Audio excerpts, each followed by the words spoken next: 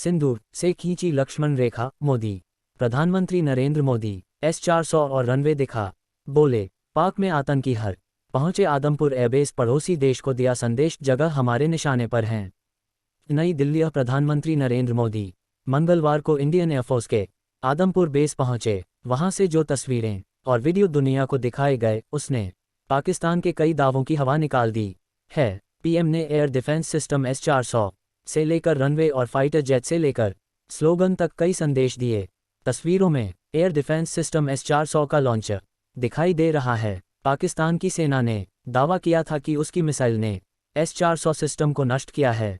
भी दावा किया था कि आदमपुर एयरबेस का रनवे तबाह हो गया है। तो प्रधानमंत्री इसी एयरबेस में C-130J सुपर हरक्यूलिस एयरक्राफ्ट में उतरे। यह पीएम ने कहा कि ऑपरेशन सिंदूर ने पाकिस्तान के लिए लक्ष्मण रेखा खींच दी है। भारत माता की जय ये सिर्फ उद्घोष नहीं है, ये हर उस सैनिक की शपथ है जो माँ भारती के लिए जान की बाजी लगा देता है।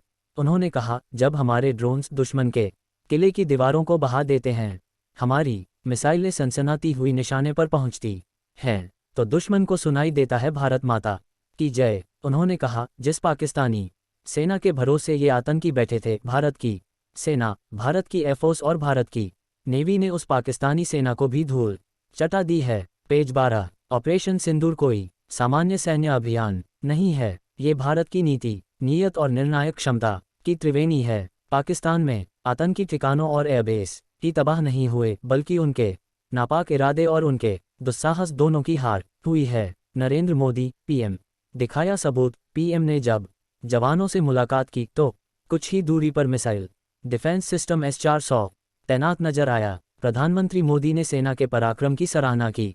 पाक अफसर को भारत छोड़ने का आदेश। भारत ने मंगलवार को पाकिस्तान उच्चायोग में काम कर रहे एक पाकिस्तानी अधिकारी को 24 घंटे के भीतर देश छोड़ने को कहा है।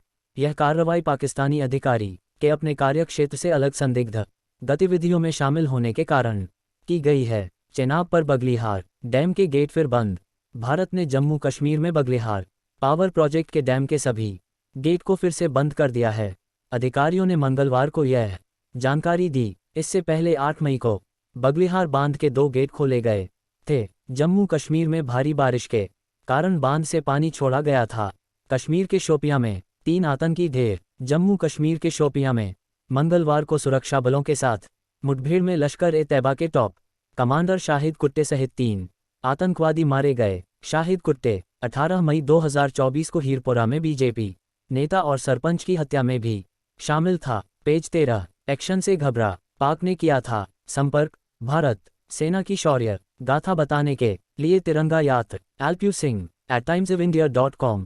नई दिल्ली। अमेरिकी राष्ट्रपति डोनाल्ड ट्रंप के कश्मीर की मध्यस्थता से जुड़े बयान को भारत सरकार ने सिरे से खारिज कर कहा कि ये द्विपक्षीय मुद्दा है, इसमें तीसरे पक्ष की कोई भूमिका नहीं हो सकती। विदेश 4 मंत्रालय के प्रवक्ता अमेरिका के साथ बातचीत में व्यापार का जिक्र नहीं। रणधीर जायसवाल ने मंगलवार को यह जानकारी दी। सीज़फायर को लेकर जायसवाल ने कहा कि दोनों देशों के बीच सहमति की तारीख, वक्त और शब्दावली को लेकर फैसला दोनों DGMO के बीच 10 मई की 13:35 पर फोन कॉल के दौरान तय हुआ।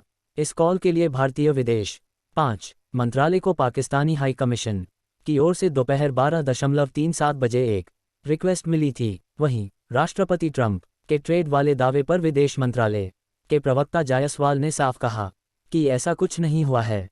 PTI। नई दिल्ली। बीजेपी ने ऑपरेशन सिंदूर की उपलब्धियां गिनाने और सेना की शौर्य गाथा लोगों तक पहुंचाने के लिए मंगलवार को तिरंगा यात्री निकाली। यह 23 मई तक देश भर में भी निकाली जाएगी। इसी मद्देनज़र दिल्ली के कर्तव्य पथ से राष्ट्रीय युद्ध स्मारक तक मंगलवार को तिरंगा शौर्य सम्मान यात्रा निकाली गई। हरियाणा के पंचकुला में भी यह यात्रा निकाली गई। इसमें हरियाणा मुख्यमंत्री नायब सिंह सैनी समेत कई कैबिनेट मंत्री और विधायक भी मौजूद रहे। बड़ी संख्या में आम लोग भी शामिल हुए। इसके अलावा ऑपरेशन सिंदूर की सफलता का जश्न मनाने के लिए बिहार बीजेपी आज तिरंगा यात्रा शुरू करेगी।